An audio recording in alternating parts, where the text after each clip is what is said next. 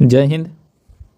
तो आज से स्टार्ट करेंगे बीपीएससी एडीओ के सामान्य अध्ययन, जिसमें आपको लगभग 2500 प्लस क्वेश्चन कवर करवाएंगे, जो 25 वीडियो में रहेगा। तो पर डे आपको एक वीडियो मिल जाएगा। तो जो भी लोग बीपीएससी एडीओ का तैयारी करते हैं तो सामान्य अध्ययन यहाँ से कवर कर सकते हैं। तो चलिए स्टार्ट करते हैं। तो इसमें टोटल एक वीडियो में आपको हम 100 क्वेश्चन कवर करवाएंगे। तो ऐसा ऐसा आपको 25 वीडियो आपको मिल जाएगा। तब तक अगर एग्जाम हुआ तो ठीक है, नहीं तो इसके आगे भी चलेंगे। तो चलिए स्टार्ट करते हैं क्वेश्चन नंबर 1 से। क्वेश्चन नंबर 1 है कि कुम्हरार स्थल संबंधित है, तो इसका प्राचीन कहाँ से संबंधित है? तो ये पाटलिपुत्रा से संबंधित है। तो ये पाटलिपुत्रा अभी वर्तमान में इसे पटना कहा जाता है, जो कि बिहार की राजधानी है। तो इसका खोज कब हुआ था? तो इसका खोज 1913 में हुआ था। आगे देखिए कि क्वेश्चन नंबर 2 है कि भारत में सरकार का वित्तीय वर्ष चलता है। तो भारत में सरकार का वित्तीय वर्ष जो चलता है कब से कब चलता है? तो वह चलता है 1 अप्रैल से 31 मार्च के बीच चलता है। क्वेश्चन नंबर 3 देखिए कि भारतीय संविधान में संशोधन करके शिक्षा का अधिकार कब जोड़ा गया था? तो शिक्षा का अधिकार जो जोड़ा गया था 1 अप्रैल 2010 को जोड़ा गया था, जो कि 86वां संविधान संशोधन 2002 में जोड़ा गया था, याद रखिएगा। जिसमें 6 वर्ष से लेकर 14 वर्ष के बच्चे को लिए, यानी 6 वर्ष से लेकर 14 वर्ष के बच्चों के लिए शिक्षा, निःशुल्क शिक्षा अनिवार्य करना था। आगे देखिए क्वेश्चन नंबर 4 है कि किस अनुच्छेद के अनुसार भारत के राष्ट्रपति द्वारा राष्ट्रीय आपातकाल की घोषणा की जा सकती है? तो भारतीय राष्ट्रीय आपातकाल की घोषणा किस अनुच्छेद के द्वारा किया जाता है? तो वह अनुच्छेद 352 के तहत किया जाता है। क्वेश्चन नंबर 5 है कि जिस तारामंडल के तारे ध्रुव तारे की ओर संकेत करते हैं वह होता है, तो उसे कहा जाता है सप्तऋषि। आगे देखिए कि क्षेत्रफल के क्रम में भारत के 3 बड़े राज्य। तो सबसे बड़ा राज्य जो भारत का कौन सा है? तो वह है राजस्थान, दूसरा है मध्य प्रदेश, तीसरा है महाराष्ट्र। तो ऑप्शन नंबर ए हो जाएगा। क्वेश्चन नंबर 7 है कि भारत का प्रारंभिक इतिहास पुस्तक के लेखक कौन है? तो भारत के प्रारंभिक इतिहास के पुस्तक के लेखक कौन है? तो वह है B.A. स्मिथ हैं। ऑप्शन नंबर डी हो जाएगा। क्वेश्चन नंबर 8 देखिए कि बिहार प्रदेश में तेजी से विकास करने वाला उद्योग कौन सा है? तो बिहार में तेजी से विकास करने वाला उद्योग जो है क्या है? तो वह कृषि भी है और खाद भी है, डेयरी भी है यानी दूध उत्पादन भी है, और चीनी उत्पादन, यानी कि इनमें से सभी, यानी इनमें से एक से अधिक हो जाएगा। ऑप्शन नंबर ई हो जाएगा। क्वेश्चन नंबर 9 देख लेते हैं। 9 है कि बिहार में 1937 में गठित प्रथम भारतीय मंत्रिमंडल का नेतृत्व किसने किया था? तो वह क्या था? मोहम्मद यूनिस ने। करा कि बिहार में 1937 में गठित प्रथम भारतीय मंत्रिमंडल का नेतृत्व किसने किया था? तो मोहम्मद यूनिस खान ने किया था। ये भारत के प्रथम मुख्यमंत्री भी बने थे। आगे देखिए कि क्वेश्चन नंबर 10 है कि पटना लाउन का गांधी मैदान के रूप में नामांकन कब हुआ था? तो यह हुआ था भारत के स्वतंत्रता के अवसर पर हुआ था, यानी 1947 में। भारत छोड़ो आंदोलन कब हुआ था? 1942 में। जबकि चंपारण सत्याग्रह कब हुआ था? 1917 में। और साइमन आयोग विरोधी कब हुआ था? तो 1928 में, याद रखिएगा। आगे कि बिरसा को सोते हुए पकड़ा गया था। तो बिरसा मुंडा को सोते हुए पकड़ा गया था, वह गया था तो 3 मार्च 1900 को। तो ये ऑप्शन में नहीं है, तो क्या हो जाएगा? इनमें से कोई नहीं, यानी ऑप्शन नंबर ई हो जाएगा। याद रखिएगा 3 मार्च 1900 को बिरसा मुंडा को सोते हुए पकड़ा गया था। बिरसा मुंडा किस तरह से संबंधित है? तो वह झारखंड से। कहाँ से? झारखंड से। आगे देखिए क्वेश्चन नंबर 12 है कि बिहार के चिरांद नामक पुरास्थल की प्राचीनतम संस्कृति है, तो वह कौन सा है? तो वह है नवपाषाणिक संस्कृति। तो ये कहाँ है? तो ये छपरा में है। कहाँ है? छपरा में, जो 11 किलोमीटर, यानी छपरा से 11 किलोमीटर पूरब स्थित है, यानी चिरांद सारण जिला में आता है। कहाँ आता है? तो सारण जिला में आता है। आगे देखिए क्वेश्चन नंबर 13 है कि ज्ञान दीपक नामक पुस्तक की रचना किस महान संत ने किया था? तो ज्ञान दीपक नामक पुस्तक की रचना किस महान संत ने किया था? तो वह क्या था? दरिया साहेब ने। और इन्हें दरिया दास या बिहार वाले के नाम से भी जाना जाता है।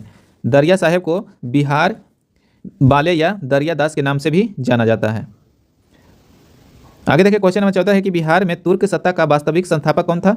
तो तुर्क सत्ता का वास्तविक संस्थापक जो माना जाता है बख्तियार खिलजी को माना जाता है। तो बख्तियार खिलजी कब आया था? तो 12वीं से 13वीं शताब्दी, याद रखेगा।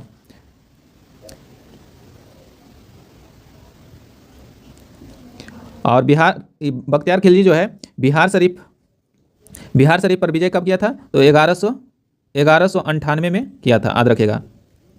क्वेश्चन नंबर 15 है कि भारत की पहली स्वदेशी रूप से निर्मित हाइड्रोजन ईंधन सेल फेरी बोट किसका उद्घाटन मार्च 2024 में प्रधानमंत्री द्वारा किया गया है? किसके द्वारा विकसित की गई है या किसके द्वारा विकसित की गई थी? तो वह किया गया था कोचिन शिपयार्ड लिमिटेड के द्वारा। क्वेश्चन नंबर 16 देखिए कि उत्तर भारत का पहला मानव डीएनए बैंक 30 जनवरी 2000 को कहाँ स्थापित किया गया है? तो वह किया गया है बनारस हिंदू विश्वविद्यालय।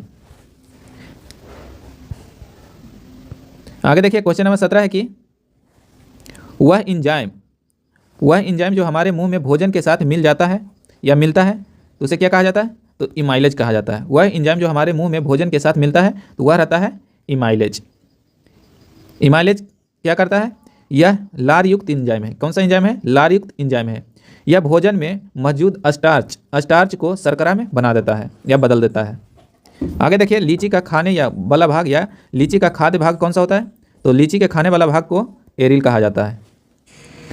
ऐसे ही क्वेश्चन आएगा कि आम का कौन सा भाग खाया जाता है? तो मध्य फल भित्ति खाया जाता है। जबकि नारियल का कौन सा भाग खाया जाता है? तो भ्रूण कोष खाया जाता है। आज सेब का कौन सा भाग खाया जाता है? तो मांसल पुष्पासन खाया जाता है।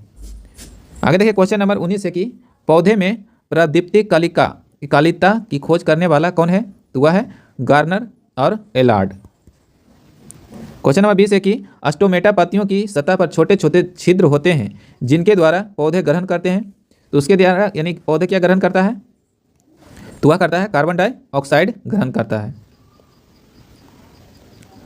अस्टोमेटा जो है पत्तियों की सतह पर मौजूद छोटे छिद्र के जरिए कार्बन डाइऑक्साइड ग्रहण करता है एवं ऑक्सीजन क्या करता है? O2 छोड़ता है। क्वेश्चन नंबर 21 है कि सोरोलॉजी यानी सेरोलॉजी निम्न में से किसका अध्ययन करता है? तो वह करता है छिपकलियों का अध्ययन किया जाता है।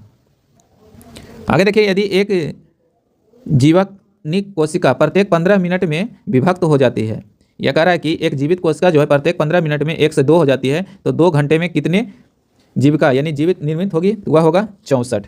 कितना हो जाएगा? तो वह 64 हो जाएगा। क्वेश्चन नंबर 23 है कि पौधे एवं पशु कोशिकाओं में अंतर निम्न में से किस संरचना से स्पष्ट होता है? तो वह होता है कोशिका भित्ति। पौधे या पादप में या पशु जंतु में कोशिका में अंतर जो मुख्यतः होता है कोशिका भित्ति से स्पष्ट होती है। कोशिका भित्ति जो होता है यह पादप कोशिका के चारों ओर एक मोटा और कड़ा आवरण होता है। यह भित्ति मुख्यतः सेल्यूलोज का बना रहता है। किसका बना रहता है? सेल्यूलोज का बना हुआ रहता है। क्वेश्चन नंबर 24 है कि कोल्ड कंडीशन में स्थिर रहने वाले आर्टिफिशियल निम्नलिखित में से कौन सा है? तो वह होता है एस्पार्टेम होता है। क्वेश्चन नंबर 25 है कि कमरे के ताप पर द्रव स्थिति में रहने वाली धातु, यहाँ पर धातु पूछा है तो धातु क्या हो जाएगा? वह पारा हो जाएगा। जबकि अधातु पूछता तो वह हो जाता ब्रोमीन। क्वेश्चन नंबर 26 है लोहे का यानी विशुद्धतम रूप यानी सबसे अच्छा रूप कौन सा होता है? तो वह होता है पिटवा लोहा। पिटवा लोहा जो है लोहे का सबसे अच्छा रूप होता है, जबकि ढलवा लोहा सबसे खराब होता है, याद रखिएगा। आगे देखिए क्वेश्चन नंबर 27 है कि बाल्चिंग पाउडर का रासायनिक नाम क्या है? तो बाल्चिंग पाउडर का रासायनिक नाम क्या होता है? तो वह होता है calcium oxychloride. Option number A हो जाएगा। आगे है क्वेश्चन नंबर 28 है कि निम्नलिखित में से किस तत्व की परमाणु त्रिज्या सबसे बड़ी होती है? तो परमाणु त्रिज्या जो होता है सबसे बड़ा वह होता है लिथियम का। ऑप्शन के अनुसार किसका हो जाएगा? तो लिथियम का हो जाएगा। आगे देखिए कि फलों को जबरदस्ती यानी कृत्रिम रूप से पकाने के लिए निम्नलिखित में से किस गैस का उपयोग किया जाता है? तो कृत्रिम बोलेगा तो इथिलीन हो जाएगा। और इथिलीन गैस जो होता है कैसा होता है? तो रंगहीन होता है। क्या होता है? रंगहीन होता है। जिसका रासायनिक सूत्र क्या होता है? तो C2H4 होता है, याद रखिएगा। आगे देखिए कि सोडियम हाइड्रोक्साइड और हाइड्रोक्लोरिक अम्ल की अभिक्रिया से सोडियम क्लोराइड और जल बनते हैं। यह कौन सी अभिक्रिया है? तो यह उदासीकरण अभिक्रिया कहा जाता है।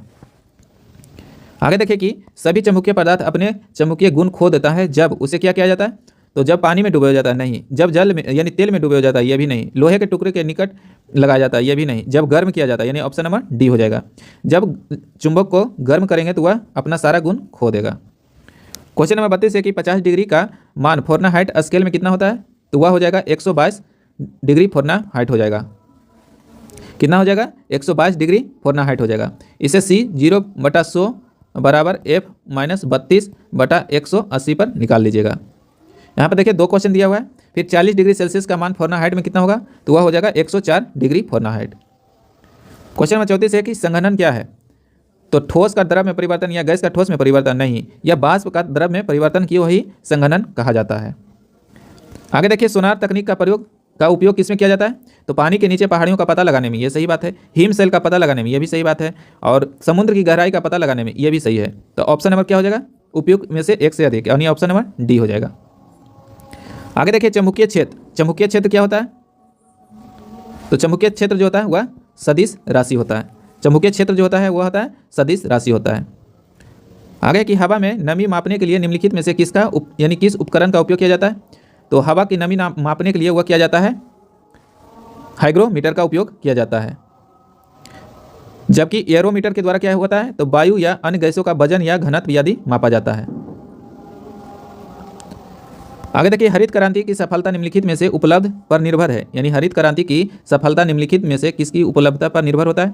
तो वह होता है बीजों की उच्च पैदावार, किस, ये भी सही है। पर्याप्त सिंचाई सुविधा, ये भी सही है। रासायनिक उर्वरक एवं कीटनाशक, ये भी सही है, यानी ऑप्शन नंबर डी हो जाएगा। इनमें से सभी सही है।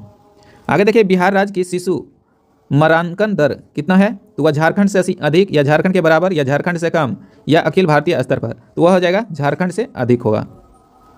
आगे देखिए बिहार के इतिहास में पहली बार राज्य का आर्थिक सर्वेक्षण प्रस्तुत किया गया था, तो वह किया गया था सुशील मोदी के द्वारा किया गया था। आगे देखिए राष्ट्रीय नियोजन में लोअरिंग प्लांग की अवधारणा लागू की गई थी, तो वह कब किया गया था? तो वह किया गया था जनता सरकार के द्वारा किया गया था। आगे देखिए कि गरीबी का अंतर दर्शाया जाता है, तो गरीबी का अंतर जो दर्शाया जाता है, गरीबी रेखा और उस रेखा से नीचे रहने वाले सभी लोगों की वास्तविक आय स्तर के बीच का अंतर ही गरीबी का अंतर दर्शाया जाता है। क्वेश्चन नंबर 43 है कि नीति आयोग के अनुसार वर्ष 2021 से 22 में निम्न राज्यों में से किस एक में मल्टी डायमेंशनल पार्टी इंडेक्स यानी MPI सबसे निम्न है? तो वह हो जाएगा बिहार का। किसका हो जाएगा? बिहार का। आगे की गरीबी रेखा के बारे में निम्नलिखित में से कौन सा सत्य नहीं है? तो गरीबी रेखा के बारे में कौन सा सत्य नहीं है? तो इनमें से कोई नहीं। क्या हो जाएगा? इनमें से कोई नहीं। 2400 कैलोरी प्रति व्यक्ति प्रतिदिन होना चाहिए, जो कि ऑप्शन में नहीं है। और ये ग्रामीण के लिए, जबकि नगरीय के लिए 2100, कितना कैलोरी? 2100 कैलोरी प्रतिदिन होना चाहिए। आगे देखिए कि यदि किसी राज्य की विधानसभा का अध्यक्ष स्पीकर पद त्यागना चाहता है तो वह अपना त्यागपत्र देना चाहेगा, तो किसको देगा? तो यदि किसी राज्य की विधानसभा का अध्यक्ष जो होता है वह त्यागपत्र देगा तो वह उपाध्यक्ष को देगा, और उपाध्यक्ष किसको देगा? तो अध्यक्ष को देगा, यानी एक दूसरे को देगा। आगे देखिए कि विधान परिषद के सदस्यों की न्यूनतम संख्या कितनी होती है? तो विधान परिषद में जो न्यूनतम संख्या होता है वह होता है 40, जो कि अनुच्छेद 171 के 1 और 171 के 2 में वर्णित है। क्वेश्चन नंबर 47 की उच्च न्यायालय में न्यायाधीशों की संख्या निर्धारित करने का अधिकार निम्नलिखित में से किसके पास होता है? तो वह होता है राष्ट्रपति के पास होगा। यानी उच्च न्यायालय के न्यायाधीशों की संख्या निर्धारित करने का अधिकार किसके पास होता है? तो वह राष्ट्रपति के पास होगा, जो कि अनुच्छेद 217 में वर्णित किया गया है। आगे देखिए सरकार की संसदीय व्यवस्था के विषय में निम्नलिखित में से कौन सा वक्त सही है, यानी कथन सही है? तो वह हो जाएगा इनमें से कोई नहीं। करा कि भारत में संसदीय शासन व्यवस्था को अपनाया गया है। संसदीय प्रणाली में विधायक और कार्यपालिका का अलग अलग होना संभव नहीं होता है। क्वेश्चन नंबर 49 देखिए कि भारत के राष्ट्रपति की अध्यादेश जारी करने की शक्ति वह किसके पास होता है? तो वह होता है विधायी शक्ति के पास। किसके पास होता है? तो विधायी शक्ति के पास होता है। आगे की संसद को राज्य सूची में किस मामले के संबंध में कानून बनाने की शक्ति बर्दाश्त है? तो वह होता है केंद्रीय हित में। किसके हित में होता है? तो केंद्रीय हित में होता है, जो कि अनुच्छेद 249 के 1 में दिया हुआ है। आगे देखिए क्वेश्चन नंबर 51 है कि उच्चतम न्यायालय की व्यवस्था अनुसार निजी भवनों के ऊपर राष्ट्रीय झंडे को फहराना के तहत हर नागरिक को मौलिक अधिकार है। तो वह है संविधान के अनुच्छेद 19 के 1 में वर्णित है। यानी राष्ट्रीय झंडे का फहराना किस अनुच्छेद में? 19 के 1 में वर्णित किया गया है। आगे की निम्नलिखित में से कौन सा एक मानव अधिकार भारतीय संविधान के अंतर्गत मौलिक अधिकार भी है? तो मौलिक अधिकार पूछ रहा है, तो मौलिक अधिकार शिक्षा का अधिकार जो है मौलिक अधिकार है। शिक्षा का अधिकार जो है क्या है? मौलिक अधिकार है, जो कि 86वां संविधान संशोधन 2002 में जोड़ा गया है, और जो अनुच्छेद 21 के क में भी वर्णित है, जिसमें 6 वर्ष से लेकर 14 वर्ष के बच्चों के लिए निःशुल्क अनिवार्य शिक्षा उपलब्ध कराना अनिवार्य है। आगे देखिए, क्वेश्चन नंबर 53 है कि भारत के संविधान का निम्नलिखित में से कौन सा अनुच्छेद प्रेस की स्वतंत्रता से संबंधित है? तो प्रेस की स्वतंत्रता जो है वह अनुच्छेद 19 में वर्णित किया गया है। और अनुच्छेद 21 में क्या है? तो जीवन तथा व्यक्तिगत स्वतंत्रता के बारे में है। और अनुच्छेद 22 में क्या वर्णित है? तो यह कुछ मामलों में गिरफ्तारी किसमें है? अनुच्छेद 22 में वर्णित किया गया है। आगे की क्वेश्चन नंबर 54 है कि भारत के संविधान का कौन सा अनुच्छेद देवनागरिक लिपि में हिंदी को संघ के सरकारी भाषा के रूप में मान्यता दिया गया है? तो वह दिया गया है अनुच्छेद 343 में 343 में दिया गया है। आगे देखिए कि भारतीय संविधान का कौन सा अनुच्छेद संवैधानिक प्रावधानों की संघीय संसद राज्य विधान पालिकाओं द्वारा बनाए गए नियमों कानूनों पर प्राथमिकता प्रदान करता है? वह करता है अनुच्छेद 245। यह अनुच्छेद 245 से लेकर 255 तक वर्णित किया गया है, जो कि संघ और राज्य के बीच विधायी शक्ति के विवरण का वर्णन देता है। आगे कि भारतीय संविधान की 8वीं अनुसूची में वर्णित है, तो भारतीय संविधान की 8वीं अनुसूची में जो वर्णित है वह क्या है? तो वह भाषा के बारे में वर्णित है। 8वीं अनुसूची में जो है भाषा के बारे में, जबकि 9वीं सूची में है कुछ अधिनियम और विनियमों के विधानिक कार्य के बारे में। दल बदल जो है 10वां अनुसूची में है, और पंचायतों की शक्ति जो है 11वां अनुसूची में है। नगरपालिका जो है 12वीं अनुसूची में है, तो यह याद रखिएगा। क्वेश्चन नंबर 57 है कि ग्लोबल वार्मिंग के लिए जिम्मेदार गैस कौन सा है? तो वह है CO2 कार्बन डाइऑक्साइड है। ग्लोबल वार्मिंग के लिए जिम्मेदार गैस कौन सा है? तो कार्बन डाइऑक्साइड है। इसके आगे देखिए, निम्नलिखित राष्ट्रीय उद्यानों में कौन सा एक सही है? तो बलपक्रम जो है वह मेघालय में है। कहाँ है? मेघालय में। और यह पन्ना बिहार में नहीं है। पन्ना जो है बिहार में नहीं है। यह कहाँ है? तो MP में, यानी कि मध्य प्रदेश में है। आगे देखिए, गुड़ी कहाँ है? तो यह तमिलनाडु में है। जबकि मोलेम कहाँ है? तो यह गोवा में है। क्वेश्चन नंबर 59 है कि निम्नलिखित संघ राज्य क्षेत्र में से किस में सबसे कम क्षेत्र में वन पाया जाता है? तो वह है चंडीगढ़ में। आगे देखिए, क्वेश्चन नंबर 60 है कि उल्टे व सीधे दोनों प्रकार के पारिस्थितिकी पिरामिड किस में पाए जाते हैं? तो वह पाया जाता है जीव भार का पिरामिड में। किस में पाया जाता है? जीव भार का पिरामिड में पाया जाता है। क्वेश्चन नंबर 61 है कि निम्नलिखित में से कौन सा समुद्री जैव विविधता के दृष्टिकोण से दुनिया का सबसे समृद्ध क्षेत्र है, जिसमें ज्वार नदमुख समुद्र तट निकट तटीय पर्यावरण के जंगल समुद्री घास प्रवाह भित्तियाँ नमक दलदल और मैग्रोव के साथ एकीकी द्वीप शामिल हुआ है? तो वह है मन्नार की खाड़ी बायोस्फीयर रिजर्व।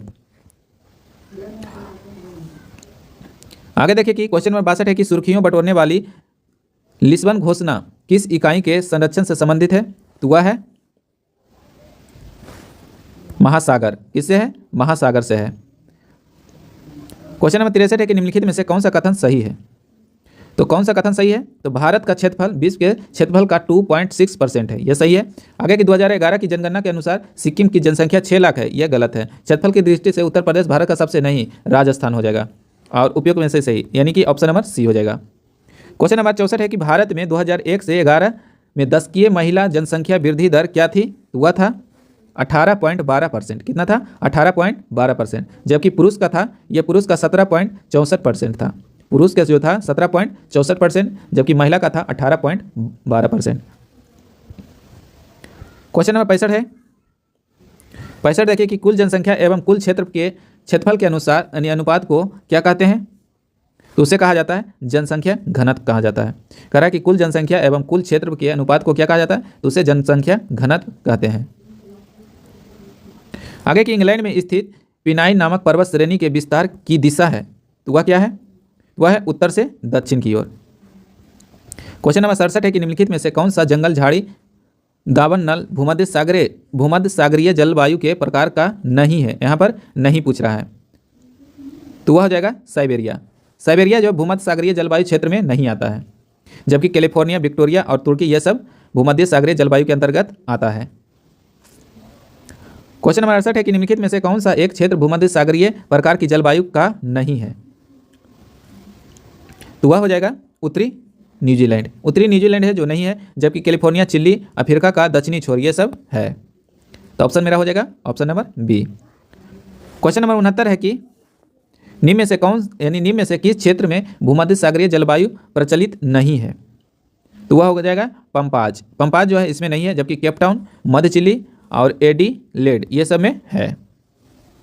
आगे देखिए कि क्वेश्चन नंबर 70 है कि खगोल वैज्ञानिकों द्वारा खोजे गए अत्यधिक ऊर्जा वाले पार्टिकल अमेतुर्रास का नामकरण निम्न में से किस आधार पर किया गया है, तो वह किया गया है जापानी सूर्य देवी के आधार पर। आगे देखिए चंद्रमा सदृश ग्रह कौन सा है, तो चंद्रमा जैसा दिखने वाला जो है वह है बुध ग्रह। इसका घूर्णन काल होता है 88 दिन। मंगल ग्रह को लाल ग्रह कहा जाता है, जबकि सिर्फ पृथ्वी पर जीवन है, इसे नीला ग्रह कहा जाता है। क्वेश्चन नंबर 72 है कि पृथ्वी एवं सूर्य के बीच अधिकतम दूरी को क्या कहते हैं, तो अधिकतम दूरी पूछेगा तो अपसौर हो जाएगा, जबकि न्यूनतम दूरी पूछेगा तो उपसौर हो जाएगा। आगे कि निम्नलिखित लौह अयस्कों में से बेलीडीला में किसका खनन होता है, तो बेलीडीला में जो खनन होता है किसका होता है, तो वह होता है हेमेटाइट का। यह लोहा का अयस्क है।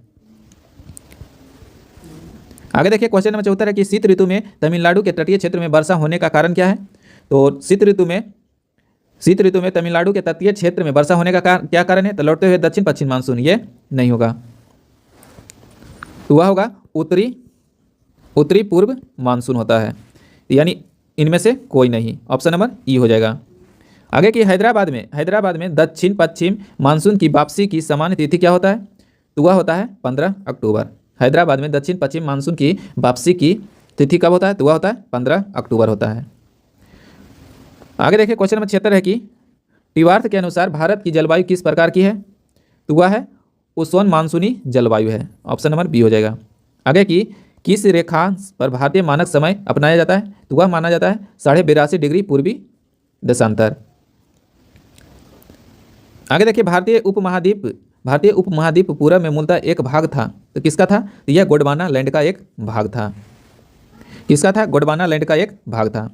आगे देखिए ग्रीनविच माध्य समय जिसे GMT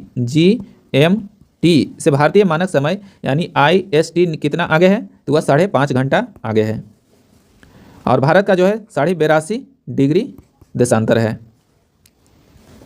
क्वेश्चन नंबर 80 है कि 1815 में प्रकाशित राजा राम मोहन राय की पहली पुस्तक का नाम क्या था, तुहफत उल मुहावदीन। ऑप्शन नंबर बी हो जाएगा। यह राजा राम की पहली पुस्तक थी। आगे देखिए दक्कन एजुकेशन सोसाइटी के संस्थापक कौन थे, तो इसके संस्थापक जो थे बाल गंगाधर तिलक थे, जिन्हें बीजी तिलक भी कहा जाता है। आगे की अबुल कलाम आज़ाद के द्वारा किस पत्रिका को संपादित किया गया था, तो अबुल कलाम के द्वारा जो पत्रिका को संपादित किया गया था वह क्या था, तो वह था अल हिलाल। तो अल हिलाल जो था किनके द्वारा, अबुल कलाम आज़ाद के द्वारा किया गया था। आगे देखिए क्वेश्चन नंबर 83 कि इनमें से कौन सा वंदे मातरम समाचार पत्र के संपादक थे, तो वह थे अरविंद घोष थे। और इस समाचार पत्र की घोषणा कब किए थे, तो 6 अगस्त 1906 में किया गया था। किनके द्वारा, अरविंद घोष के द्वारा किया गया था। आगे देखिए क्वेश्चन नंबर 84 कि किस वर्ष लॉर्ड लिटन ने भाषाई आधार पर प्रेस की स्वतंत्रता को प्रतिबंध कर दिया था, तो वह किया था 1878 में। आगे कि 1857 के विद्रोह के नेता कुंवर सिंह किन स्थान से संबंधित थे, तो वह थे बिहार के जगदीशपुर से। आगे देखिए 1857 के विद्रोह के समय दिल्ली का प्रभारी अंग्रेज अधिकारी कौन था, तो प्रभारी अंग्रेज अधिकारी जो था कौन था, तो वह था हडसन और निकोलसन दोनों था, यानी ऑप्शन नंबर ई हो जाएगा। इनमें से एक अधिक हो जाएगा। लेफ्टिनेंट हडसन भी था और जॉन लिकोनसन भी था, यानी ऑप्शन नंबर बी और डी दोनों हो जाएगा। आगे कि इनमें से किसने 1857 के विद्रोह को धोखा दिया था, तो वह था विश्वनाथ दुबे ने। करा कि इनमें से किसने 1857 के विद्रोह में धोखा दिया था, तो वह दिया था विश्वनाथ दुबे ने दिया था। आगे देखिए कि शेरशाह की भू लगान व्यवस्था के निम्नलिखित में से किससे तुलना की जा सकती है? तो वह किया जाता है रैयतवाड़ी व्यवस्था से। किससे किया जाता है? तो रैयतवाड़ी व्यवस्था से किया जाता है। आगे की फतेहपुर सीकरी स्थित प्रसिद्ध बुलंद दरवाजा जामा मस्जिद का कौन सा प्रवेश द्वार है? तो वह है दक्षिणी द्वार।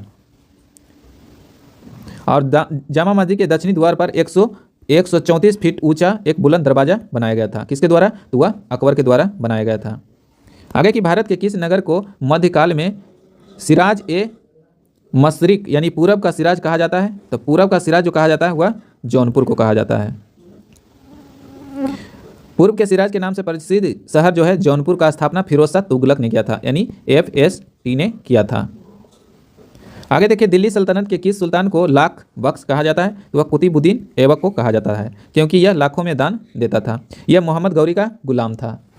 आगे देखिए इनमें से किस दिल्ली सल्तनत के शासक ने कुतुब मीनार के पास हैज ए शम्सी का निर्माण करवाया था? तो वह इल्तुतमिश ने करवाया था। आगे देखिए क्वेश्चन नंबर 93 की भृगराज चतुर्थ ने अजमेर की 2.5 दिन का झोपड़ा नामक मस्जिद के पहले किसका निर्माण कराया था? तो वह कॉलेज का निर्माण करवाया था। किसका निर्माण कराया था? तो वह कॉलेज का निर्माण करवाया था। आगे देखिए क्वेश्चन नंबर 94 की एहोल में दुर्गा मंदिर का निर्माण हुआ था, तो किसने करवाया था? तो वह करवाया था चालुक्य काल में, यानी चालुक्य के काल में हुआ था। आगे की सिंधु घाटी के लोग थे तो क्या थे? तो शाकाहारी और मांसाहारी दोनों थे। सिंधु घाटी के लोग जो थे वह शाकाहारी मांसाहारी दोनों थे, जो भोज के पदार्थ में गेहूं, जौ, मटर, तिल, सरसों, सुअर, बकरी का मांस भी आदि का ग्रहण करते थे। आगे की चंदहुद्रो हड़प्पा संस्कृति से संबंधित एक स्थल है जो स्थित है, तो कहाँ है? तो सिंध में है। चंदहुद्रो जो है कहाँ है? तो वह सिंध में है। पुरुषार्थ कितने प्रकार के होते हैं? तो वह होता है 4 प्रकार के। कितने प्रकार के होता है? तो वह होता है 4 प्रकार के, जिसमें होता है धर्म, अर्थ, काम और मोक्ष होता है। क्या होता है? मोक्ष होता है। धर्म, अर्थ, काम, मोक्ष, ये 4 प्रकार का होता है। आगे की प्रथम मानव जीवाश्म भारत की किस नदी घाटी से मिला है? तो वह मिला था नर्मदा घाटी से। कहाँ से मिला है? नर्मदा घाटी से। इसका खोज कब हुआ था? तो 1982 में हुआ था। आगे देखिए भारत में पशुपालन एवं कृषि के प्राचीनतम साक्ष्य प्राप्त हुआ है, तो वह कहाँ से हुआ था? तो वह हुआ था मेहरगढ़ से। वर्तमान में मेहरगढ़ कहाँ है? तो वह बलूचिस्तान में है, जो कि बेलन नदी के तट पर है। और यहाँ पर लगभग 7000 ईसा पूर्व इसकी पशुपालन और खेती की प्राचीनतम साक्ष्य मिला है। क्वेश्चन नंबर 100 है कि निम्न कथनों में कौन सा कथन सही है? तो यहाँ पर देखिए हड़प्पा का उत्खनन 1921 में किया गया था, तो यह भी सही है। वर्तमान में हड़प्पा पाकिस्तान में स्थित है, यह भी सही है। हड़प्पा जो है ब्यास नदी के किनारे था, तो नहीं, ब्यास नदी के किनारे नहीं था, यह रावी नदी के किनारे था, यह गलत हो जाएगा। आगे देखिए हड़प्पा के उत्खनन R.D. बनर्जी ने किया था, नहीं, हड़प्पा का खनन जो किया था दयाराम साहनी ने किया था। किसने किया था? दयाराम साहनी ने, तो यह भी गलत है। आगे की छत्रबाला ताम्र रथ हड़प्पा से मिला था, तो छत्रबाला जो ताम्र रथ है यह हड़प्पा से नहीं मिला था, तो यह भी गलत हो जाएगा। यानी ऑप्शन नंबर 1 और 2 ए में है, तो हमारा ए सही हो जाएगा। तो आज हम टोटल 100 क्वेश्चन को एनालिसिस किए हैं, जो कि बिहार BPSC ADU का आपको हम एनालिसिस करवाए हैं। तो अगला वीडियो में फिर 100 क्वेश्चन लेकर आएंगे। तो अगर चैनल पर पहली बार है तो चैनल को सब्सक्राइब कर लीजिएगा, ताकि आने वाले वीडियो का नोटिफिकेशन आपको मिलता रहे। तब तक के लिए जय हिंद, जय भारत।